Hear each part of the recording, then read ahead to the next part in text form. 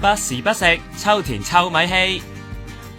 踏入9月，秋田提早送夏迎秋，中部白狼式嘅一大片黃黃綠綠稻田，正喺度等待收割啊！呢度嘅土壤肥沃，水質純正，加上全年溫差大，自然種到靚米啦。30年前開始種植秋田小丁，產量成為秋田之冠。米農守護稻米田幾十年，每年9月秋收嘅時候，能夠令村民食得溫飽就最安慰啦。簡單一碗白飯，粒粒圓潤飽滿，有光澤。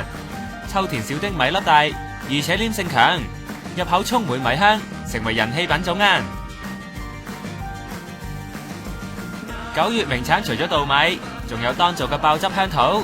原來秋田係全國種土最北嘅地方。一般日本土係7、8月盛夏當造，但秋田香桃就要到9月中先成熟。位於十和田湖旁，盆地效應令到夏季特別熱，溫差大，孕育出又甜又大嘅蜜桃。果園每年9月中開放，即摘即食，每個16蚊。